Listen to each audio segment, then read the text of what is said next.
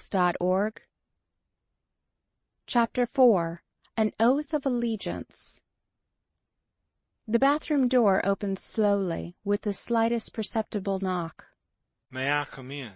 was the low and meek inquiry. "You may, and then you may go out as soon as possible," was the resolute response.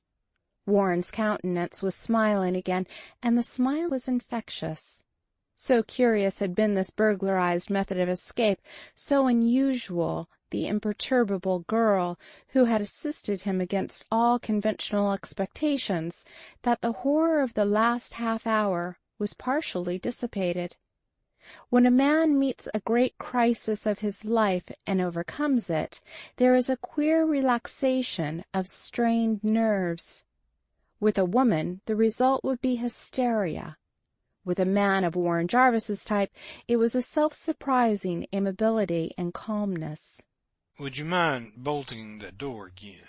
He might return. And thank you very much for delaying the death sentence. Now I can explain." The girl glided to the door and tested the lock. It was secure, and she turned about to return that infectious smile of the eyes, albeit grudgingly. Warren finally realized that he was weak from strain and aching in every muscle from the ordeal of the past 24 hours, looked appealingly at the comfortable armchair. "May I sit down for just a minute?" he pleaded. "I have not slept since the night before last. I have not rested for a fortnight." The girl nodded. He relaxed and dropped into a blessed position of comfort. He buried his face in his hands. How many times had he struck the same attitude since the bitter days at Meadow Green, without realizing the repetition? For 2 minutes or an hour he sat there, he knew not which. His companion, with the sudden renewal of consciousness of the dishabille of her dressing-gown, retreated to the corner of the brass bed. She sat down to scrutinize the better this strange intruder. The moonlight, which fell in pale green bars across the Bokhara beneath her slippered feet, the melodramatic situation which had brought them together, the unmistakable gentility of this compelling intruder of her maidenly domain, the curious collapse of his aggressiveness, all these things united to cast a sympathetic spell over her. She was foolish to the extreme of placing herself in a ridiculous situation. She was culpable in protecting a self-confessed butcher. She was weak in yielding to girlish sentiment by permitting this man to shatter the conventionalities. She, who had been accustomed throughout her 20 years of adultation and awe-inspiring respect, to a servile respect from every man, woman, and child, and worst of all, to an essentially feminine mind, she had allowed this presumptuous, calculating stranger to override her better judgment, to subjugate her resistance, without a visible tribute to the charms which had stirred the masculine souls of a continent. And yet, in spite of, perhaps because of, all these illogical, provoking, equilibrium-shattering irritants, she sat there, patiently, eagerly awaiting an explanation. Consistency, thy name is not maidenhood. Suddenly he looked at her. "Do you know what a feud is?" was the curious prologue. Her answer was apt and surprising. "Feud. Spain is the garden of feuds." "So is Kentucky. That's where I'm from. You're Spanish, then?" "Yes." "Then you'll understand and sympathize.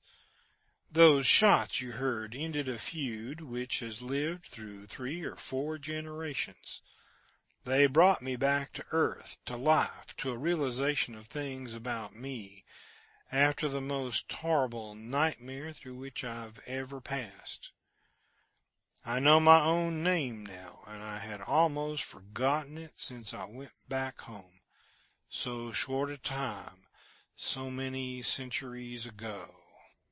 Then Warren Jarvis told her the story. His eyes were half closed, and with his fingers clasped and intertwined beneath his square, chiseled chin, he recounted the steps of the recent event with the monotone of one who chants a mechanically memorized tale.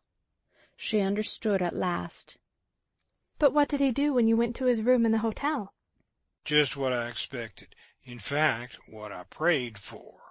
As the door opened, he fired his revolver, and I carry the witness inside this crimson handkerchief. I had my own weapon in my coat pocket. It's a trick I learned in Central American revolutions. I fired from my waist, burned a hole in my overcoat, and burned a hole in the heart of that murderous hound. Suddenly he sprang to his feet and walked to the window, just as he had done back in Meadow Green so short a time before. Dad, dear old Dad, I know you're satisfied. I let him take the first chance, and it was his last. He was silent. The girl twisted the dressing gown in her slender, nervous fingers. She waited for him to speak. He turned about and dropped his hands, palm outward, as he quietly ended it all with the question. Now can you understand why the law would not give me justice? Is he dead? Are you sure? I didn't wait. I came to visit you. Now, are you going to drive me out? You don't know what it is to fight single-handed against fearful odds. That's how I plan to spend my summer, to fight the endless fight alone. She leaned forward eagerly as she answered. Oh, yes, I do. I know what it means. I, too, have been fighting against fearful odds. Jarvis looked at her sharply. There is no man to fight for you?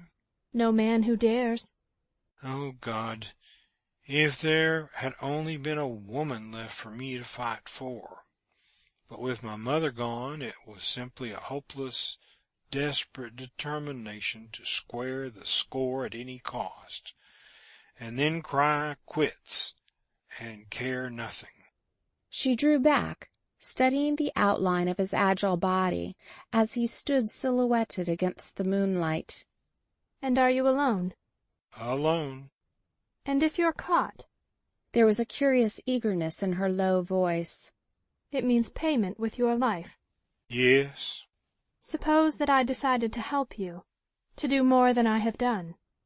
Jarvis discarded his fatalism as he caught at this loophole. What do you mean? You have no fear of death. You are not afraid of ghosts. Ghosts? Don't joke with me. I'm an American. Yes, ghosts. They are not confined to America or China or Africa.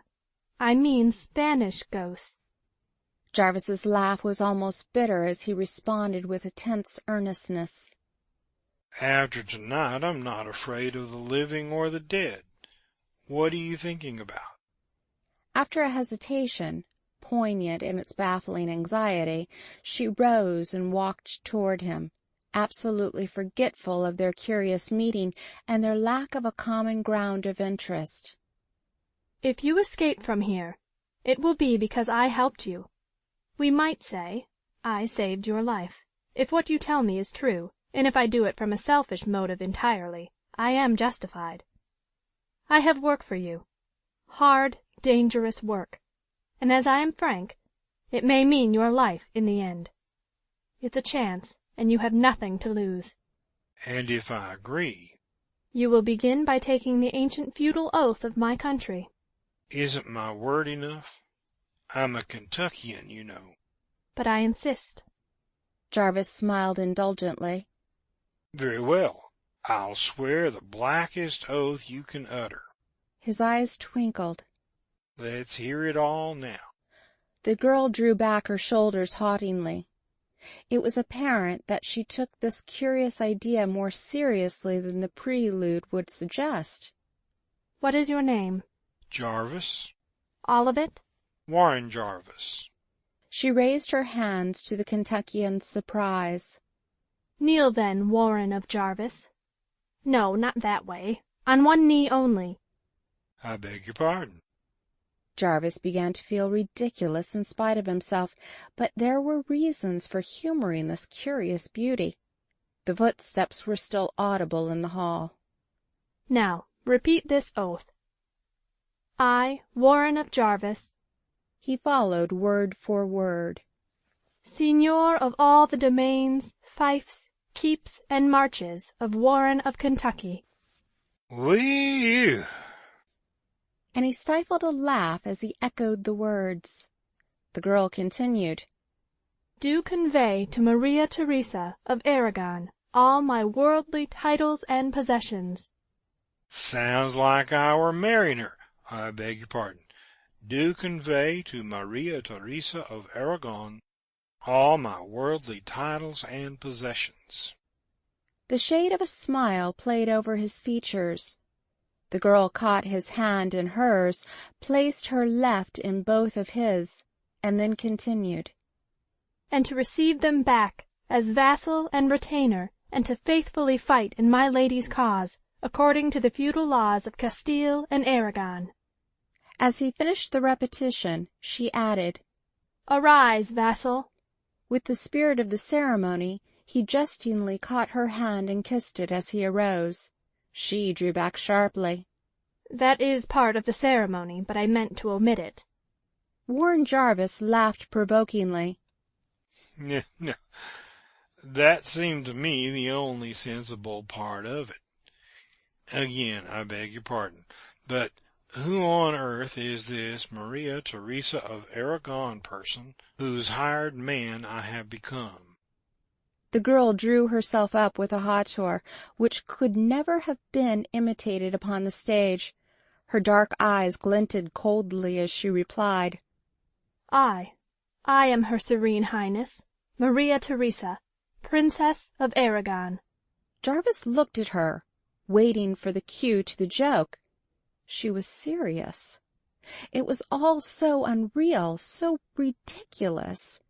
And yet, back there on the floor of the room down the corridor, lay Jim Markham. This mad, sad, heart-rending adventure must have driven him to insanity. He rubbed his brow, looked out of the window, heard the unromantic honk-honk of a piratical night-owl taxicab on the street so far below.